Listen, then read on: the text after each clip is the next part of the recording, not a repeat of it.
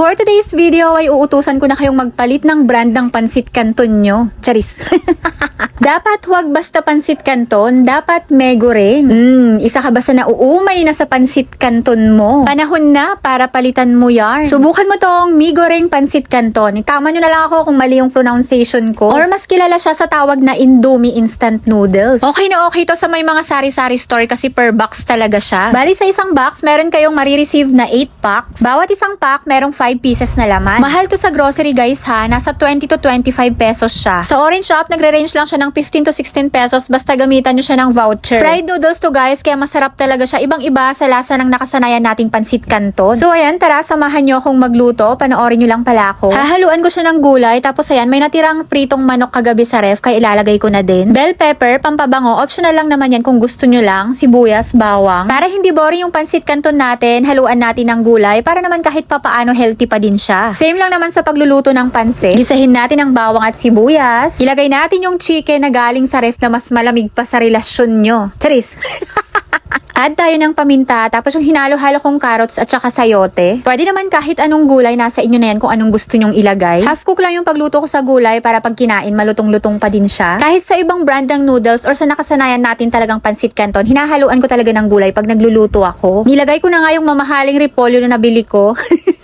Ayan, naglagay ako ng isang maliit na sachet ng oyster sauce. Bale, tinansya ko nga lang yan. 4 packs na pansit canton yung lulutuin ko. Add ulit ng paminta, mas maraming paminta, mas masarap. Tapos konting seasoning. Halo-halo lang, tapos nag-add na naman ako ulit ng paminta. Mahilig talaga ako maglagay ng paminta. Gusto ko yung medyo nalalasahan ko siya. Tapos ko na pala ilaga yung noodles dyan. Saglit ko lang pala siya nilaga, hindi ko siya masyadong niluto. Para hindi siya ma-overcook kasi maluluto pa siya ulit pag hinalo sa gulay. Para hindi din siya madurog at hindi maging malabsak ang ating pansit canton. Ganun. Huli ko pa lang nilagay yung bell pepper para mabango. At yung mga liquid seasoning pala, hindi ko siya agad nilagay. Nilagay ko muna sila isa-isa sa bowl. Hindi ko siya dineretsong ilagay para ma-mix ko pa siya ng maayos. Nag-add pala ako ng konting tubig. Wala lang, gusto ko lang.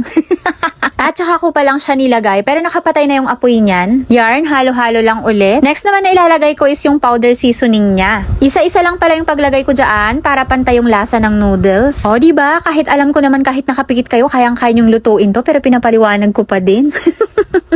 At ayan, luto na ang ating Megoreng noodles. Pwede nyo tong partneran ng fried siomai, fried egg, or nilagang itlog. Pwede namang sliced bread or buns. O, diba? Pansit canton lang naman yung niluto ng kumare nyo, pero pawis na pawis siya. Nakalimutan ko palang isindi yung exhaust pan. Hindi ko alam kung anong oras mo ito mapapanood. Siguradong magkikrave ka ng pansit canton. Pag na-try nyo tong noodles na to guys, lilipat na talaga kayo dito. Bukod sa masarap yung seasoning na nakalagay, hindi din nakakauma yung noodles niya. Kahit ang Kuya Cypher namin, eto na yung gusto nyo ng pansit canton. Sa mga gustong mag-try or gustong tikman lang, maglalagay na lang din ako ng link na pwede kayong mag-check out ng 1 pack lang. Huwag ka nang magdalawang isip. Alam kong nauumay ka na sa pansit canton mo, kaya mag-check out ka nito.